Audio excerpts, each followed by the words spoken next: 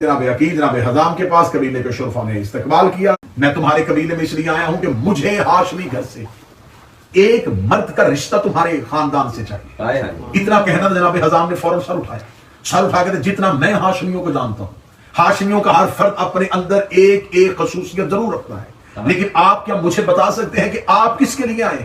اتنا کہنا تھا کہ جناب عقیل کے چہرے پہ فوراً رونق آئی. میں اپنے چھوٹے بھائی علی کے لیے آیا ہوں. علی کا نام آنا تھا. جناب حزام نے یوں عقیل کا چہرہ دیکھا، اپنے سر سے تاج اتارا. جناب حزام خاک پہ سر رکھ کے کہنے لگے میرے اللہ تیرا شکر ہے، میرے گھر اس کا رشتہ آیا جو تیرے گھر آیا تھا.